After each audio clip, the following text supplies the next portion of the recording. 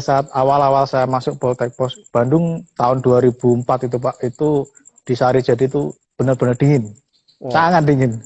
Sangat dingin. Berbeda dengan iklim di daerah saya yang cukup panas kan. Iya, jadi ada perubahan cuaca ya. Iya. Betul, itu kurang lebih selama 2 bulanan pertama itu kalau saya kuliah pagi tidak pernah mandi Pak.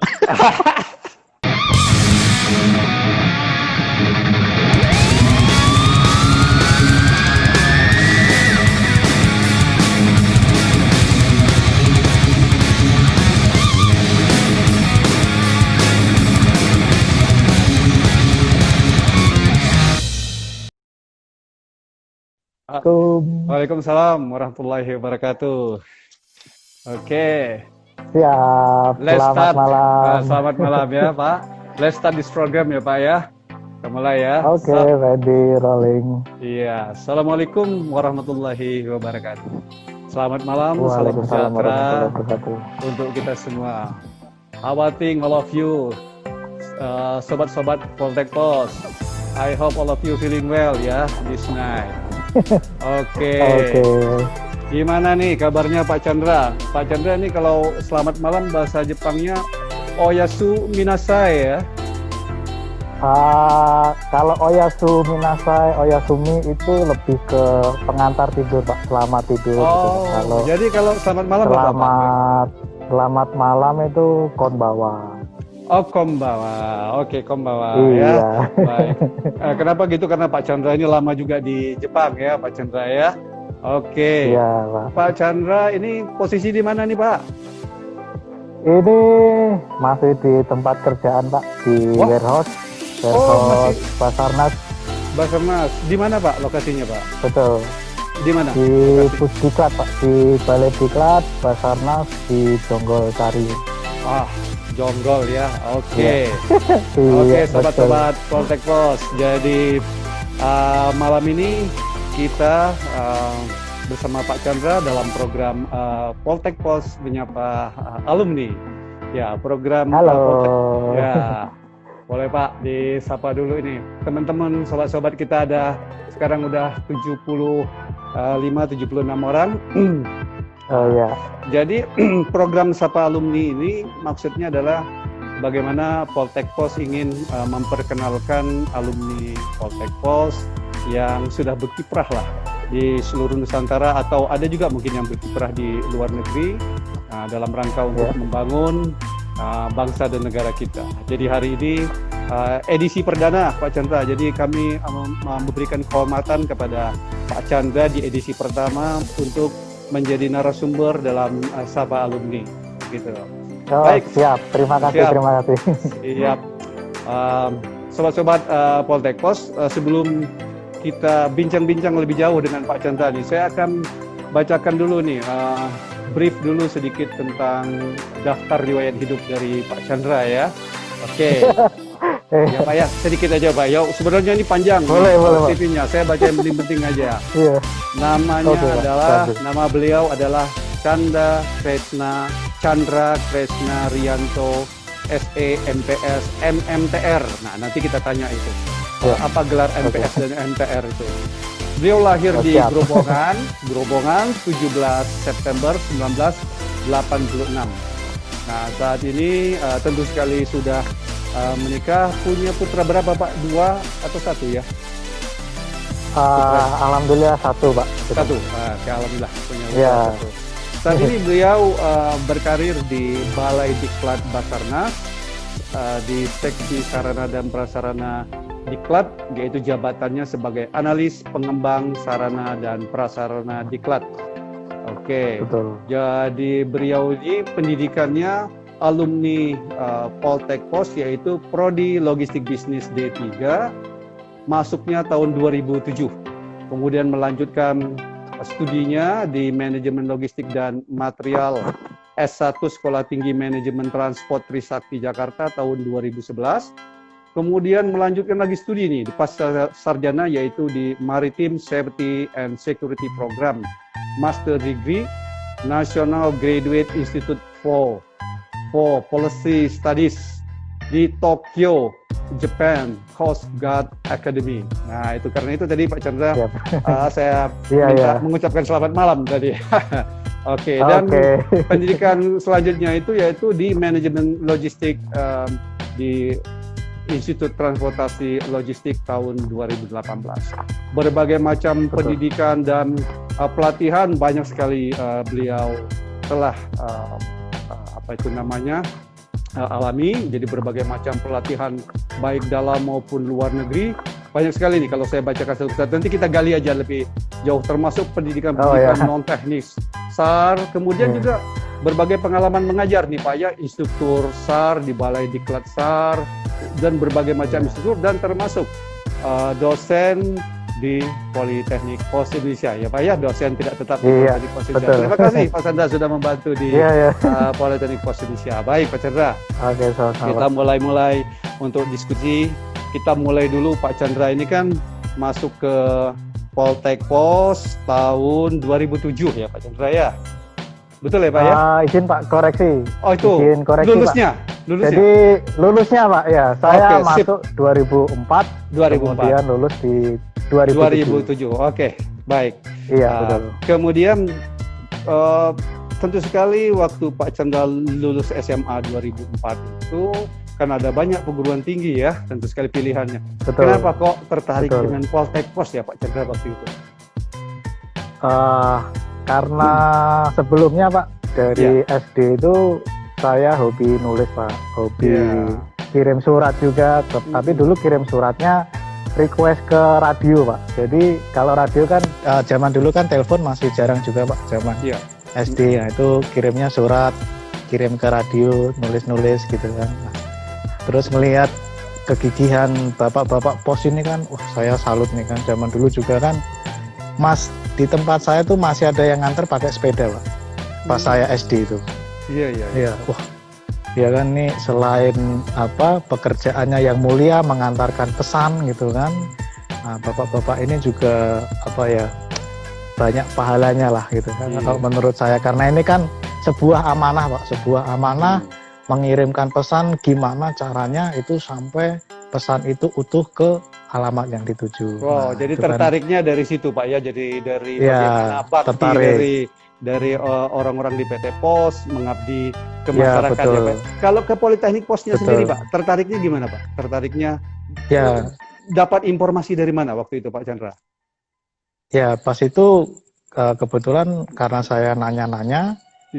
Di tetangga saya ada yang bekerja di pos gitu kan. Kalau misalnya saya mau kuliah di situ bagaimana? Nah kebetulan tetangga saya ini dulu kan juga lulusan dari Pos Bandung juga Pak. Pos di Pos ya. Iya betul Pak. Kemudian saya coba cari informasi, ternyata harus ujian di Jogja. Nah, jadi saya ikut ujiannya di Jogja, di kantor pos besar Jogja itu kan. Kemudian melihat banyak prodinya itu jurusannya. Nah ini yang paling saya tertarik nih logistik bisnis. Nah ini sepertinya penasaran saya kan, di situ pengen belajar apakah ini seperti kegiatan saya pecinta alam dulu kan. Ngomong-ngomong logistik kan, wah ini masalah suplai permakanan dan lain-lain. Saya pikirannya di situ Pak, tapi karena ada embel-embel bisnisnya, ini belajar tentang apa nih logistik. Kemudian saya coba di situ dan alhamdulillah lulus, diterima. Ya Pak ya, oke. Jadi ketertarikannya dari melihat langsung dan memang tertarik dengan prodi logistik karena mungkin waktu itu unik ya, kita ada waktu itu tahun 2004 masih baru 5 program studi ya. Jadi kita betul. D3 semuanya masih 5 program studi. Saat ini tentu sekali kita sudah mulai berkembang. Jadi untuk program sarjananya atau sarjana terapan kita ada 5 lagi, sehingga total ada 10 program studi Pak. Jadi yang paling bontot itu paling bontot itu prodi D4 e-commerce logistik. Jadi masih ada di sana. Jadi masih ada kaitannya dengan logistik juga. Nah Pak Chandra, mantap. Ini Pak Chandra setelah masuk ke Poltek Pos, kuliah di Poltek Pos, masih ingat nggak Pak Chandra ya? Mungkin sudah berapa tahun? Siapa aja dosen-dosen Pak Chandra yang masih Pak Chandra ingat waktu itu ya? Masih cukup banyak Pak, ingat Pak. Ada dulu ada Pak Daniel Sondak. Pak Daniel Sondak, iya. Nah, Dengan beliau di itu- Manado. Iya. Ya, itu. Iya. Itu beliau pernah mengajarkan ke kita di kelas itu suruh membuat dream book, Pak. Nah, Nah, dream book ini yang sangat menarik, Pak. iya. Dan itu kita disuruh buat, kamu tuh punya mimpi apa sih itu kan, nanti setelah lulus, kemudian kamu di umur sekian itu kamu ngapain dan apa-apa, itu kita disuruh buat, kemudian kita disuruh ngeprint, kemudian filenya itu suruh nyimpen, Pak. Iya, iya. Nah, terus seiring berjalannya waktu itu kira-kira saya pas umur 30 atau 31 saya pindahan rumah. Iya. Saya nemu file itu, Pak. Iya, Itu yang iya. menarik kan. Ah, Saya nemu file itu, saya bukakan. Ini dream book saya pada saat Iya. kuliah gitu kan. iya. Boleh tahu Pak Di Chandra, situ kan apa dream book-nya? iya, dream booknya tuh di wish saya itu saya sebelum umur 30 gitu kan, saya harus bisa sekolah setinggi yang saya mampu gitu kan. Iya. Setinggi yang saya mampu gitu kan. Kemudian saya sudah menikah, saya sudah berkeluarga, dan saya bisa menyalurkan hobi saya. Kebetulan saya suka touring, suka motoran gitu kan. Bisa menyalurkan. Itu sebenarnya pas saya nulis itu, Pak, saya hanya bermimpi, dan kalau misalnya direalitakan di saat saya nulis itu Iya. suatu hal yang nggak mungkin, suatu Iya. hal yang nggak mungkin. Iya. Tapi Pak Daniel Sondak itu saya ingat di kelas, jangan takut bermimpi, itu kan. Tulis semua keinginanmu, tulis ini kan. Kemudian simpan itu dream bookmu itu. Iya, iya, Itu iya. satu Jadi, dan begitu saya buka, iya, begitu menarik saya ini. buka, oh iya, saya sebelum umur 30 itu kan, saya sudah selesai melanjutkan studi S1 saya. Iya, iya. Kemudian saya juga sudah menikah, sudah berkeluarga itu kan. Nah, cuman studi untuk pasca sarjananya nih yang agak telat, yang meleset kan sudah lewat umur 30 kan karena kesibukan saya sini. Tapi ya alhamdulillah di dream book itu banyak Sebagian yang besar terwujud, Pak. Sebagian besar terwujud ya, Pak, Sebagian ya? besar. Iya, sebagian besar itu kan. Jadi ini menginspirasi untuk sobat-sobat Poltekpos semua ya, untuk adik-adik mahasiswa juga. Betul. Jangan takut bermimpi ya, Betul. Pak. Kalau begitu mulai malam Iya, betul, Pak. adik-adik mahasiswa Poltekpos dan mahasiswa di mana saja, tulis dream book-nya apa. Nanti dibuka nanti beberapa tahun lagi ya, sudah tercapai apa tidak ya. Nah, Iya. seperti Pak Chandra, ya. Jadi ini favoritnya adalah Pak Daniel Sondak ya. Kebetulan beliau sudah pindah ke Iya. Manado, Pak. Manado. Betul. Oke. Nah, Betul, kalau betul. Bapak ini bisa cerita nggak sedikit, Pak, suka duka selama kuliah di Poltekpos itu yang sukanya apa, Pak? Dukanya apa, Pak? Tentu Oh, sekali di Bandung ngekos ya, Bapak ya, waktu itu ya? Betul, Nah. Pak. Mungkin kita mulai dari dukanya dulu, Pak ya. Oke, sip. Dukanya apa? karena dari kecil saya sampai SMA itu kan ada di Purwodadi Grobogan, Pak. Iya. Nah, kemudian saya harus meninggalkan kampung halaman, harus melanjutkan studi gitu kan. Iya. Dan itu di Bandung saya sama sekali tidak punya saudara, tidak punya teman, tidak punya kenalan dari daerah. Saya benar-benar pure itu, kalau orang Jawa bilang itu babat alas gitu, Pak. Oh, buat Allah. Iya, nah ya, tapi saya di situ nawa itu minta restu dengan orang tua membantu dengan doa, ya alhamdulillah bisa melewati fase-fase sulit. Terus kemudian yang saya masih ingat pada saat awal-awal saya masuk Poltekpos Bandung tahun 2004 itu, Pak, itu di Sarijadi itu benar-benar dingin, Oh, sangat dingin. sangat dingin. Berbeda dengan iklim di daerah saya yang Iya. cukup panas kan. Iya. Jadi ada perubahan Itu- cuaca ya. Iya, iya. Betul, Berbeda itu cuaca. kurang lebih selama 2 bulanan pertama itu kalau saya kuliah pagi tidak pernah mandi, Pak. Iya, iya. Karena saya tidak kuat kalau harus mandi jam Iya. 6 gitu kan, kuliah setengah Iya, 8 atau Iya. kuliah jam 7.15 itu kan, harus mandi dulu, saya tidak kuat. Saya hanya cuci muka, kemudian pakai sabun, gosok gigi, pergi Iya. ke kampus. Saya baru mandi, misalnya ada jeda jam kuliah, sempat pulang ke rumah, itu mandi dulu sekitar jam 10-an. Iya, Itu kalau kurang lebih 2-3 bulan pertama saya tinggal di 2-3 bulan Bandung. pertama. Kosnya di mana Pak Chandra waktu itu? Kos daerah mana? It- itu saya di belakang puskesmas itu Pak. Apa daerah mana oke. lupa saya. Belakang puskesmas, iya, belakang puskesmas. Oke, Cicero Tanjakan. Kaso ya, Cicero Kaso. Cicero Kaso. Ya, ya Tanjakan. Oke. Di situ, di daerah Oke. situ Pak. Mm-mm. Oke, kalau sukanya apa nih Pak Chandra kuliah di Poltek Pos? Sukanya kalau dari sisi akademik Pak, itu memang menanamkan karakter building yang kuat Pak ya. Contohnya dari sisi uniform. Ya, Jadi uniform. kita sudah sekolah dari TK sampai SMA itu dibiasakan pakai seragam. Ya. Kita masuk ke Poltek Pos itu juga diwajibkan menggunakan seragam. Nah di Ya. situ memang awal-awal sih ada penolakan. Kita ngelihat dulu kuliah-kuliah kalau kita ngelihat di TV atau di mana atau orang-orang pakaiannya bebas. Nah ini kok ngapain dipakai seragam? Nah, awal-awal memang ada pertentangan seperti itu Pak.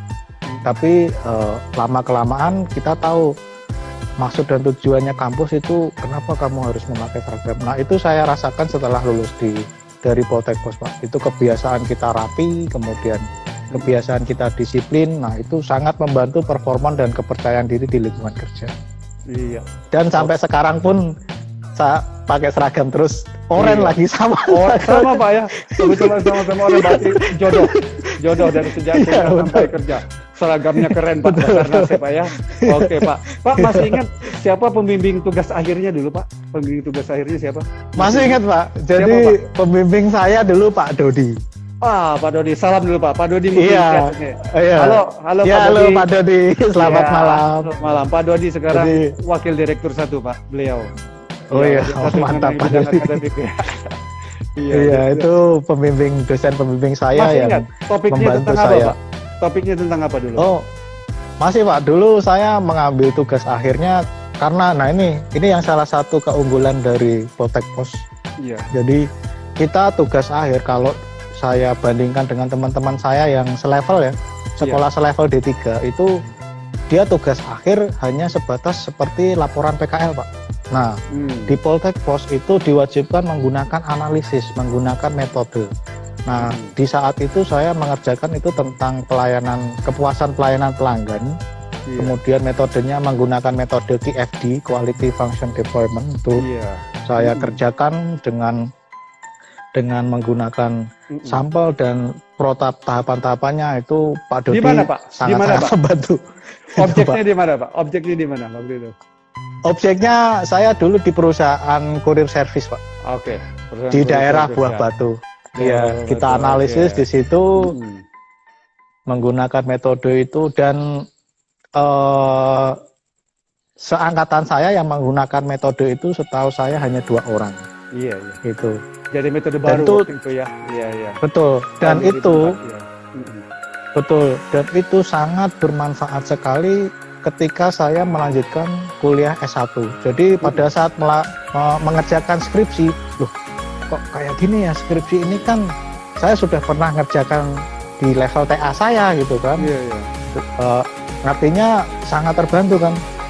Loh kalau kayak gini ya sudah saya running saja dengan metode yang lain di proses skripsi saya ya alhamdulillah lancar, tidak banyak kendala Pak itu. Dan skripsi saya A+ itu Pak. Benar. Oh, A+ ya? Iya. Iya betul Pak. Iya. Oke.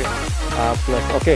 Baik, mudah-mudahan ini Pak Dodi diberikan kesehatan terus dan bisa membimbing lagi Amin. bawahnya Betul, ya betul. supaya mendapatkan pengalaman yang Betul, sama betul. dengan Pak Chandra Iya. ya.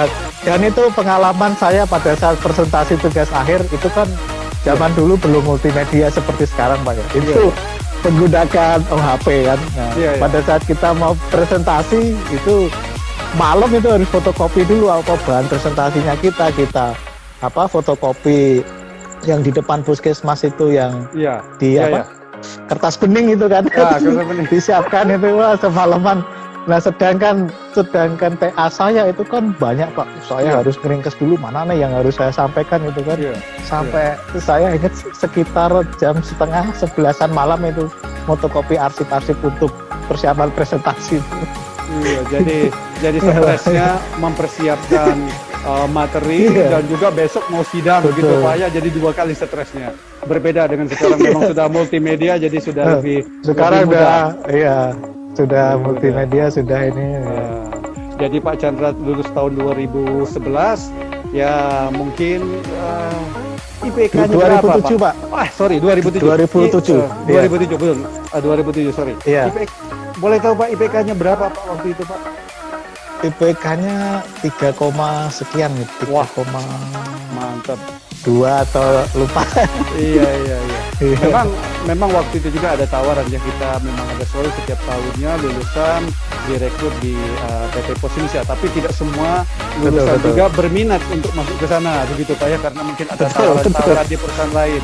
Nah Pak Chandra waktu itu memilih, saya lihat pekerjaan pertamanya itu tentu sekali belum di Basarnas Pak ya. Nah masuk di mana Pak pertama kali setelah lulus itu Pak? Ngelamar kemana Pak? Ya itu saya sudah bekerja, saya belum lulus Pak, saya sudah diterima bekerja. Ya jadi waktu itu saya pas Pak ya? Ya internship sih bukan Pak. Jadi ada lowongan gitu kan, suatu lowongan, ada tawaran pekerjaan. Nah saya coba ikut seleksi, saya menggunakan surat kelulusan sementara yang ditandatangan oleh Budir kalau nggak salah, atau kepala PAK itu kan. Kemudian nggak lama itu sekitar semingguan setelah saya kirim, nah itu kan kirimnya kan juga lewat pos Pak. Zaman dulu itu kan harus fotokopi segala macam, nulis CV itu kan. Kirim sekitar semingguan, ditelepon ada panggilan wawancara gitu kan, wawancara dengan beberapa kandidat. Nah alhamdulillah nggak lama setelah wawancara itu disuruh masuk lagi, tanda tangan kontrak. Nah itu pekerjaan saya pertama di freight forwarder gitu Pak. Jadi sebelum lulus Pak Chandra sudah diterima bekerja ya di perusahaan freight forwarder ya? Iya sudah. Jadi waktu Bapak diwawancara ini Pak, apa kira-kira tuntutan atau ekspektasi dari perusahaan? Apakah perusahaan menanyakan tentang misalkan Bapak punya sertifikasi nggak begini, atau apa gitu, kompetensi apa yang bisa Bapak tawarkan? Mungkin bisa cerita nih Pak untuk adik-adik mahasiswa yang akan lulus ini, kiat-kiatnya gimana nih bisa melamar kerja, bisa masuk Pak, bisa lolos dalam seleksi itu, apa aja Pak? Betul Pak. Ya ini salah satu tantangan terbesar untuk fresh graduate Pak ya. Jadi di mana kita caranya menjual diri.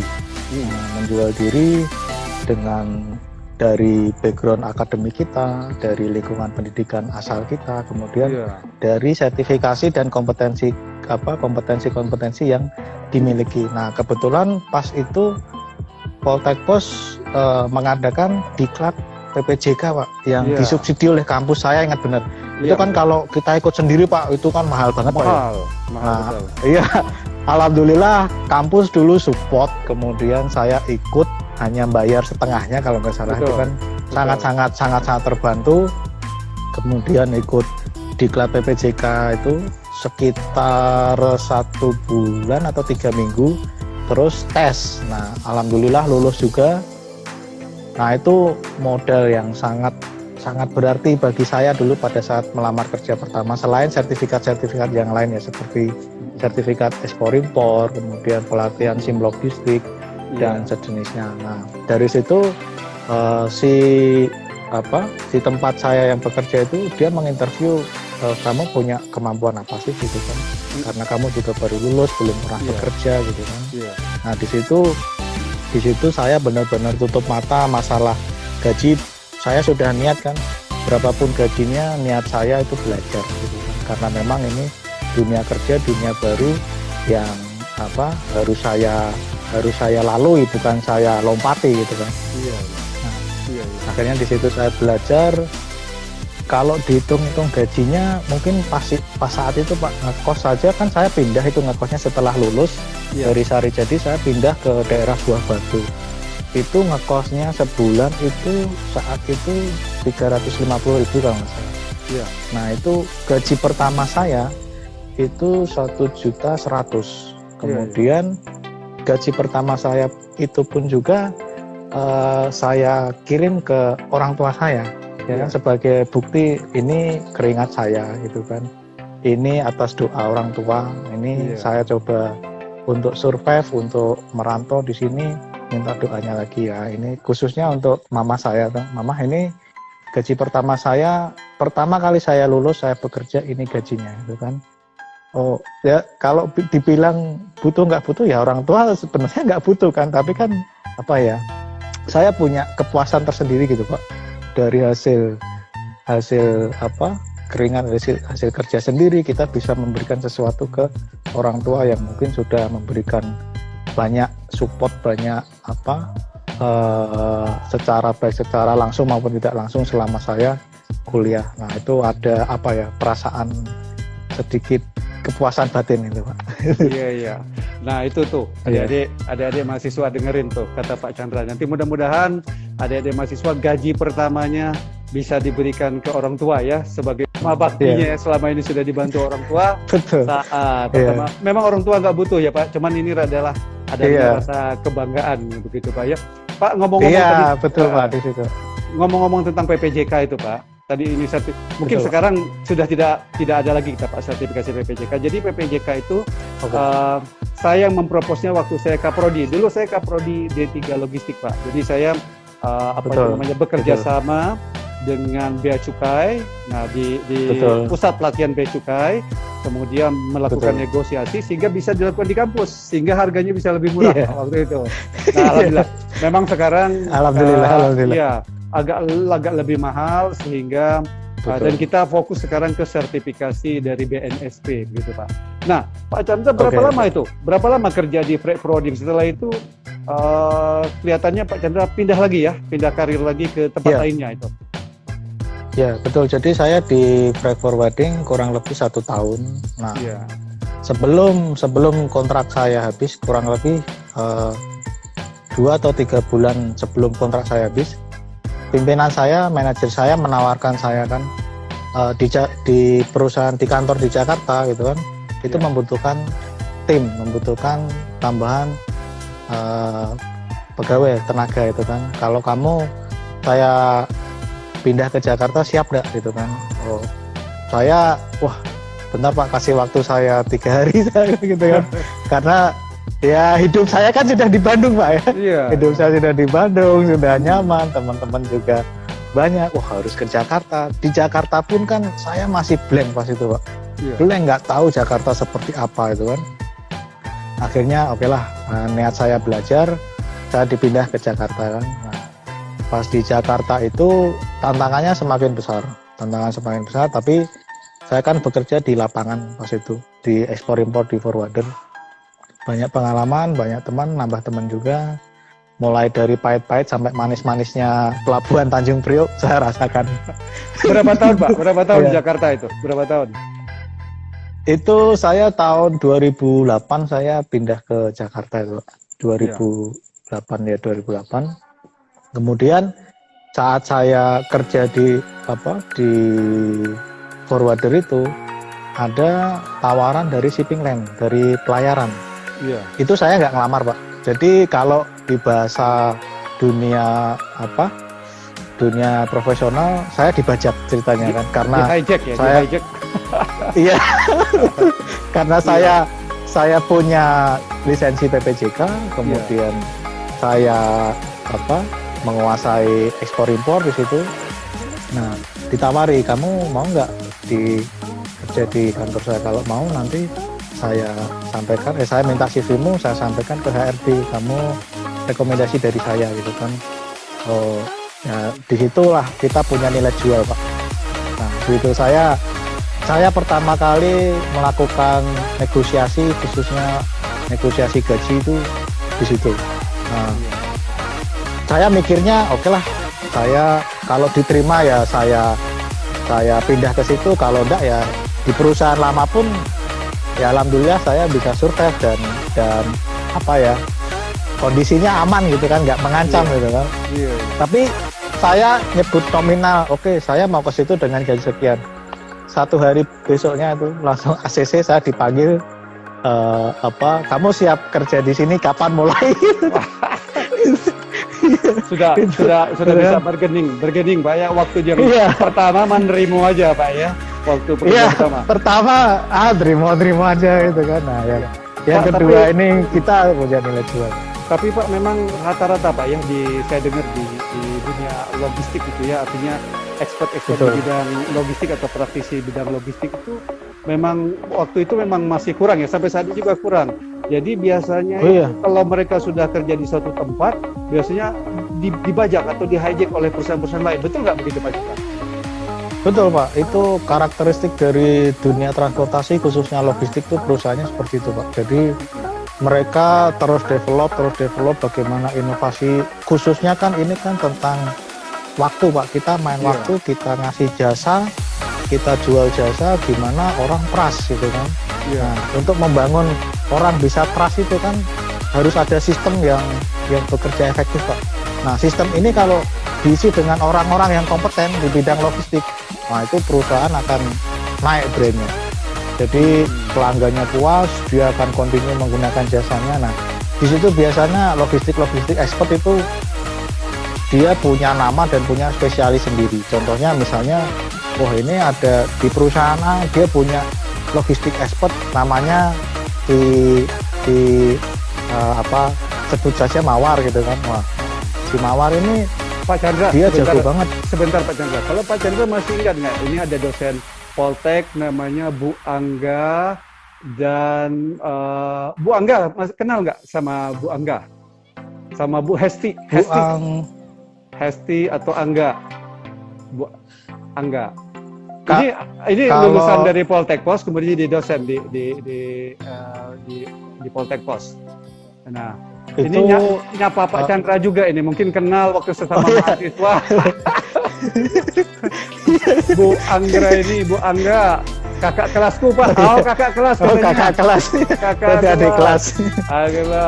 Kalau sama Bu Hesti kenal nggak Pak? Bu Hesti alumni berapa Pak ya? Saya agak-agak. Sudah lupa Pak ya, Oke. Iya, tapi pasti kalau misalnya masih adik kelas atau kakak kelas saya, kita masih ada sedikit komunikasi, dan kalau ingat wajah pasti ingat Pak. Karena kan dulu ada kayak di Poltek Pos kan ada program karakter building, harus outbound, harus melalui tahap itu kan, perkenalan. Nah itu Pak Chandra ada kecengan nggak waktu itu di prodi yang lainnya atau di prodi logistik waktu itu? Mungkin ada yang ngelihat di sini, mungkin. Iya. Adalah ya. Ada teman dekat itu kan, tapi nggak jatuh gimana. Kalau dengan Pak Surya, ingat nggak Pak? Dengan Pak Surya Ramadan. Pak Surya ingat Pak. Iya, paling ganteng Pak. Iya. Pak Surya paling ganteng, sampai sekarang tetap ganteng Pak Surya. Iya. Pak Surya Ramadan. Maskulin. Mantap Pak Surya. Pak Surya paling maskulin. Oke Pak. Kita lanjut Pak. Setelah Bapak berkarir di perusahaan shipping lain, kemudian ini bagaimana Pak ceritanya bisa pindah ke Basarnas ini Pak? Ya, jadi ceritanya gini Pak, di shipping line itu saya kan pulang ke kosan dari tempat kerja itu paling cepat itu habis maghrib Pak, paling cepat. Tapi kalau ada loading barang khusus, loading barang khusus seperti kargo-kargo yang special handling itu, saya belum bisa pulang kalau kargo itu belum naik ke atas kapal, karena itu harus ada, pokoknya isinya spesial lah itu kan, dengan penjagaan yang ketat dan lain-lain itu kan. Nah, di saat malam-malam seperti itu kan, saya masih di kantor, saya warawiri lapangan. Pas di kantor itu saya coba browsing, surfing gitu kan, loh kok ada penerimaan PNS yang D3 logistik Pak gitu kan. Nah kebetulan pas itu kan saya juga sambil kerja, sambil kuliah juga Pak, ikut kuliah ngelanjutin S1 yang S1-nya juga logistik juga gitu. Sambil kerja, nah di situ saya lihat loh, tumben-tumben ada penerimaan CPNS kok D3 logistik. Nah, Basarnas lagi kan, Basarnas itu apa? Saya nggak tahu, bener-bener nggak tahu. Karena rutinitas saya kan dari pagi sampai sore kerja di Tanjung Priok di pelayaran itu apa ya, muternya tuh tiap harinya hampir sama itu Pak ritmenya itu kan. Jadi kurang update dunia luar di selain Tanjung Priok itu kan, sama jadwal kapal itu wah udah ngelotok. Nah begitu tahu Basarnas kantornya di sini, nah pulang kerja saya coba samperin kantornya kan. Kantornya pas itu masih di depan Gambir kan, ini kantornya tinggalan Belanda, beneran nggak ini penerimaannya gitu kan. Masih ragu juga, terus saya nanya ke security-nya kan, Pak ini bener kantor Badan SAR Nasional Pak, Basarnas itu kan. Oh iya Pak, Bapak mau ada keperluan apa? Itu ceritanya malam-malam Pak gitu. Oh enggak, saya cuman pengen tahu tempatnya, ini kantor ini tuh bergerak di bidang apa Pak ya gitu kan. Oh itu loh Mas, kalau ada banjir gitu kan, ada kecelakaan kapal, oh itu ini Basarnas yang mencari. Maksudnya mencari gimana gitu kan. Ini Pak tim SAR gitu. Oh tim SAR, saya di situ baru connect Pak. Oh ternyata tim SAR ini PNS gitu kan. CPNS dan D3 logistik gitu. Nah, akhirnya saya ikuti prosedurnya. Ya alhamdulillah lulus, diterima, dan ada cerita lagi di situ Pak. Saya masuk di Basarnas, lulus diterima. Itu orang tua saya di kampung Pak, itu enggak percaya. Benar. Kenapa percaya kan? Kamu ya ibaratnya saya kan sendirian Pak di Jakarta. Saya enggak punya keluarga, saya enggak punya kenalan siapa-siapa gitu kan. Tapi bisa keterima masuk PNS. Nah. Dan pada saat itu kan Basarnas belum sepopuler sekarang Pak ya. Sekarang ya. Belum. Iya, itu masih belum terlalu naik lah namanya. Itu kamu beneran nggak keterima di PNS, nggak usah macam-macam kamu di Jakarta, digituin kan sama orang tua. Oh enggak, ini saya keterima. Udah kamu kerja aja yang di tempatmu sekarang itu, kamu kerja udah bener begini itu kan. Karena memang di pelayaran kan saya sudah bisa hidup mandiri, sudah bisa bayar kuliah sendiri gitu kan Pak kan. Iya. Nggak usah aneh-aneh gitu kan. Loh, ini saya beneran keterima di Basarnas gitu kan. Nah, sudah akhirnya begitu saya sudah prajab, saya tunjukkan, oh ini beneran nih saya keterima. Baru orang tua percaya itu kan, kalau memang saya keterima jadi PNS. Terus ditanya, kamu bagian apa di situ kan? Jurusanmu kan ngurusi gudang-gudang gitu kan. Ya memang saya di Basarnas di bagian gudang saya gitu. Iya. Sampai sekarang pun ini saya di gudang di kantor saya. Pak Chandra, sebentar Pak. Ini kata Bu Angga, Pak Chandra dulu pernah jadi ketua NPM katanya, betul Pak? Mungkin Chandra yang satunya. Oh Chandra bukan satunya tuh. Saya. Bukan ini. Salah tuh Bu Angga tuh. bukan. Lanjut Pak. Jadi wah ini suatu hal yang anu lah ya. Menurut kita prestasi ya bisa lulus di Basarnas itu. Saingannya berapa banyak? Iya betul Pak. Saingannya berapa banyak Pak? Itu satu gor Senayan, gor basket Senayan itu Pak full seluruh Indonesia tuh seleksinya di situ. Ya? Jadi pada saat saya tes itu kan, saya masuk di situ, ini orang banyak bener seluruh Indonesia, ini keterima enggak nih gitu. Saya ikutin aja lah ya. Keterima syukur enggak ya, masih kerja di pelayaran kan di Priok kan, mungkin kan ya. Ya alhamdulillah akhirnya keterima. Itu pun keterima Pak. Itu saya enggak tahu, yang ngecek itu teman saya, teman sekosan saya yang juga teman kuliah di Bandung, selama di Bandung. Nah, cuman kan pas itu dia ngelanjutin kuliah di Jakarta ya, kalau saya kan kerja dulu. Nah, dia begitu lulus langsung lanjut S1 di Jakarta. Nah, itu dia yang ngecekin, kamu kan kemarin ikut tes CPNS di Basarnas itu kan, gimana? Wah, paling nggak keterima juga, saingannya lu, kamu kan nganterin saya tes gitu kan, lihat sendiri kayak gitu kan, banyak kayak gitu. Mana kartu ujianmu gitu kan, diliatin sama dia. Nah, kebetulan pas itu zaman itu kan laptop masih barang mewah Pak ya. Saya kan kalau kemana-mana kan ke warnet gitu kan, warnet deket kos-kosan di tahun berapa itu Pak? Tahun berapa itu Pak? 2009 awal itu Pak. Oh 2009 awal, oke. Ya 2009 awal itu saya masih kerja di pelayaran. Ya. Nah, ya teman saya itu, yang teman dari Bandung itu, dia kan punya laptop, kemudian bisa online gitu kan. Dicek sama dia, mana kartu ujianmu gitu kan. Oh ya, saya kasih itu, saya sambil tiduran kan. Pas dicek, ini namamu ada gitu kan. Kamu nggak usah nyanteng-nyantengin saya, nggak usah ngasih kayak PHP janji surga itu kan. bener ini namamu gitu kan. Ah sudahlah Pak Gak diterima. Sampai saya tiduran laptopnya ditunjukin ke saya Pak atas muka saya, ini loh namamu gitu. Namamu. Oh iya ada ya. Ya udah besok aku izin kantor nih, coba cek ke sana ke kantor Basarnasnya kan diumumin juga Pak di tempel itu kan. Enggak, akhirnya cek di situ. Ya alhamdulillah ada namanya benar gitu kan. Terus ngikutin proses selanjutnya itu kan.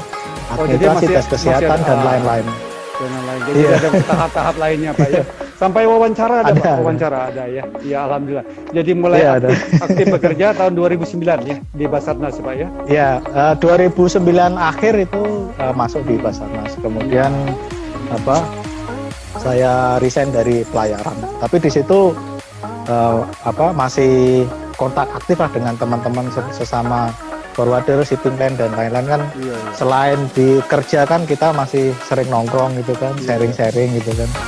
Pak Chandra, saya lihat itu di sini Pak Chandra pelatihan di Basarnas itu banyak sekali itu Pak Chandra ya.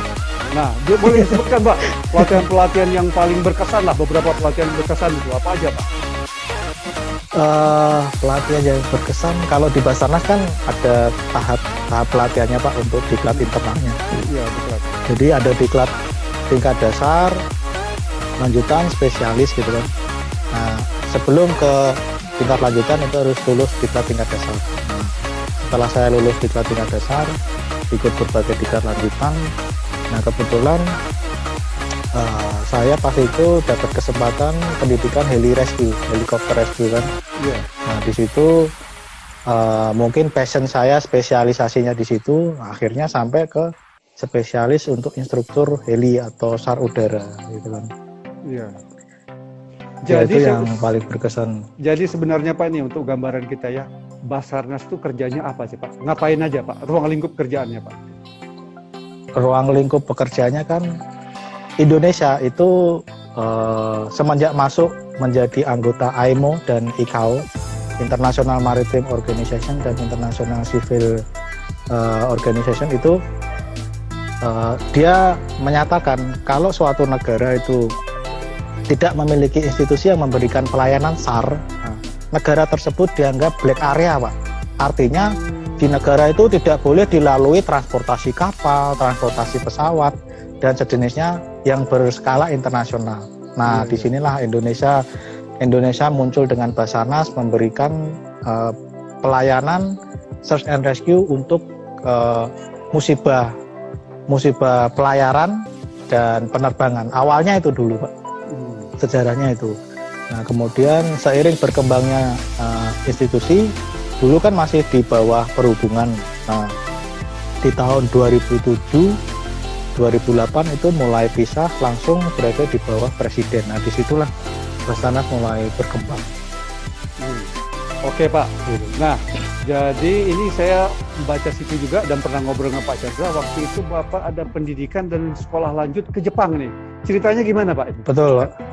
Gimana tuh Pak ceritanya? Iya, di Jepang itu tahun 2012 saya dapat kesempatan untuk melanjutkan pendidikan teknis rescue teknik itu di Osaka Fire Municipal Academy itu selama kurang lebih hampir 4 bulan. Iya. Di sana belajar tentang teknik-teknik pertolongan Pak, khususnya Pak. Iya. Dan itu begitu saya sekembalinya dari Jepang, di Basarnas kita kembangkan untuk kalangan internal dulu. Apa sih yang kamu dapat selama belajar di luar dan apa yang dibutuhkan oleh institusi. Nah itu kita kembangkan. Nah kebetulan saya berada di Balai Diklat, dulu masih Direktorat Diklat dan Pemasyarakatan SAR sebelum Balai Diklat ini ada. Nah di situ kita kembangkan dan pas itu saya sudah posisinya gelar sarjana saya itu sudah dilakukan PI Pak, penyetaran ijazah. Jadi saya sudah naik pangkat, dapat jabatan baru yaitu instruktur SAR. Iya.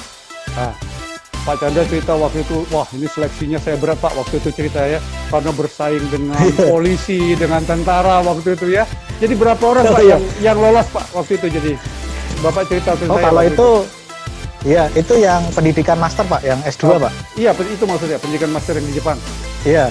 pendidikan master di Jepang S2 itu program dari pemerintah Jepang. Jadi semua itu full dibiayai Jepang. Ya. Itu tahun 2016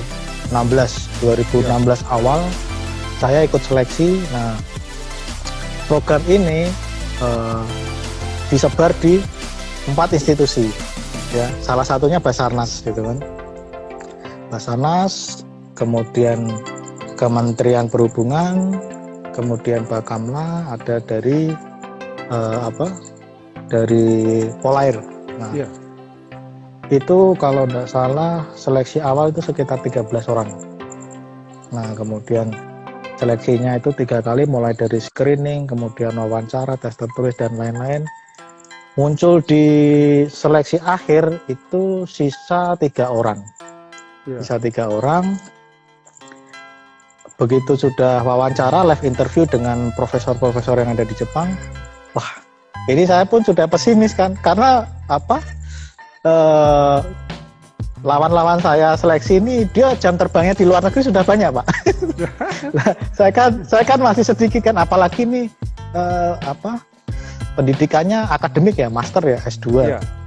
Jadi nggak main-main, standarnya tinggi. Di Jepang itu akademik itu grade-nya itu sudah tinggi daripada negara Eropa. Tapi di kampus saya yang saya ikutin itu, grade-nya 1 klik lebih tinggi dari standar Jepang biasa. Nah, itu yang agak berat. Saya agak pesimis, diterima enggak ini, tapi ya sudahlah, fake aja dulu gitu kan.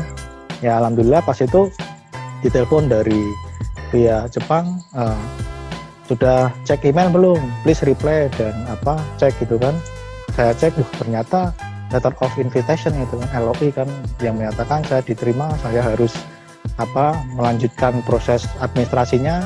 Terus bulan September itu harus sudah berangkat ke Jepang gitu kan. Dan itu saya ingat anak saya baru ulang tahun, umurnya 1 tahun, Pak. Wah, ini yang menarik. Ya? Jadi iya, umur 1 tahun anak saya sudah saya tinggal. Nah, yang ya selama saya pendidikan di Jepang gitu kan, hampir tiap malam nggak pernah terlewat tuh pasti saya video call, Pak, dengan anak saya, lihat perkembangannya. Saya tinggal itu dia masih berangkang gitu kan. Sampai saya 2017 mau pulang, dia sudah bisa jalan, sudah bisa ngomong-ngomong ngoceh itu. Pas jemput di bandara, Pak, dia nggak kenal saya. Sudah lupa ya? Dia nggak kenal. Itu siapa itu kan, mau saya gendong, dia nangis di bandara tuh nggak mau. Sampai kebawa ke rumah itu, Pak, saya kebawa ke rumah. Saya tidur di kamar sama ibunya itu, dia nangis itu kan, nggak mau kan. Ini siapa? Ini laki-laki kan.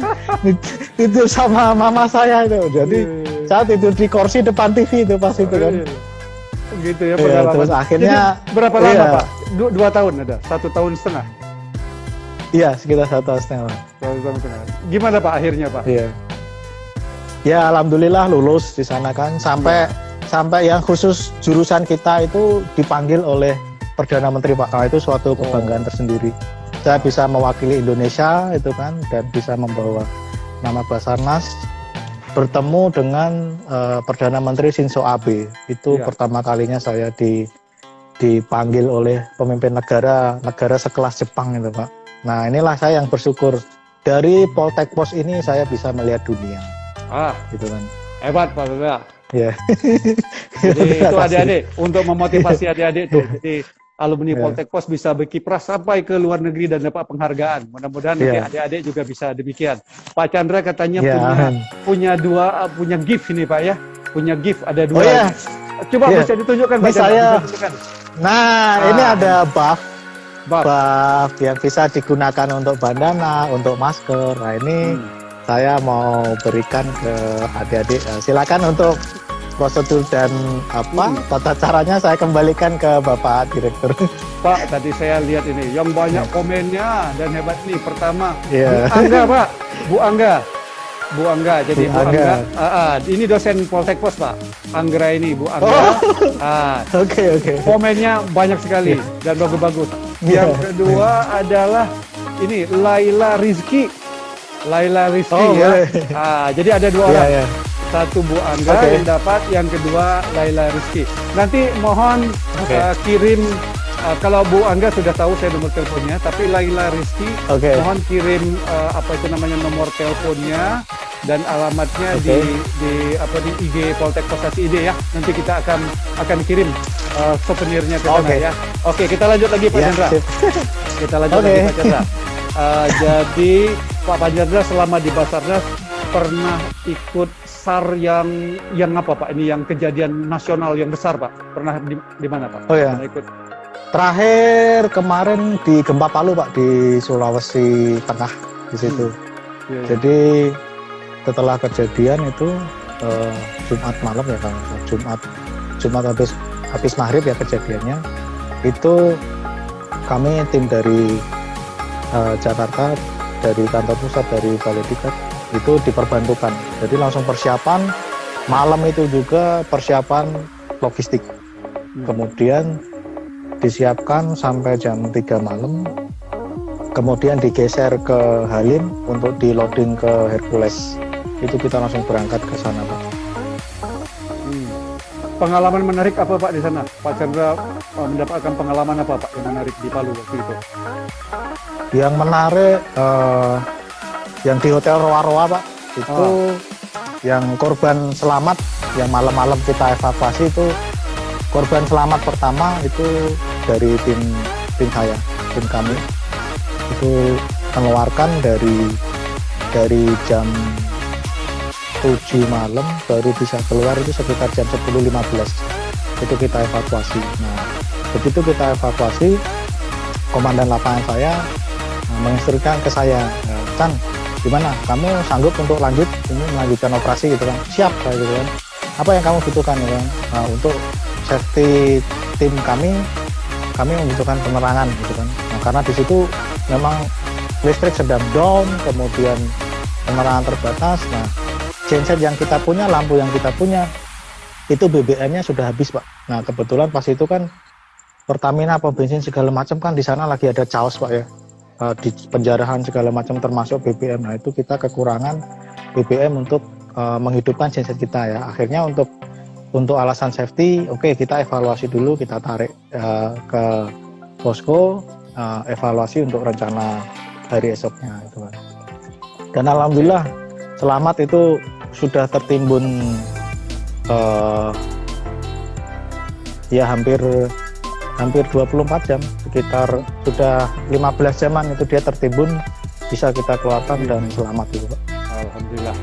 Alhamdulillah. Iya. Pak Chandra ini kalau pada saat sekarang ini kan lagi pandemi Covid ini, kalau Basarnas perannya Betul. apa nih? Termasuk Pak Chandra apa perannya ini? Pernah melakukan kegiatan apa nih dalam rangka pandemi Covid ini? Iya, nah selama pandemi Covid, nah karena ini kan saya bertugas di Balai Diklat Basarnas Pak. Jadi seluruh kegiatan kediklatan SAR di Indonesia itu pelatihannya di sini Pak, di tempat kami ini di Jonggol. Nah, begitu pemerintah mengumumkan ada pandemi Covid, semua kegiatan off, gitu kan? Semua kegiatan off.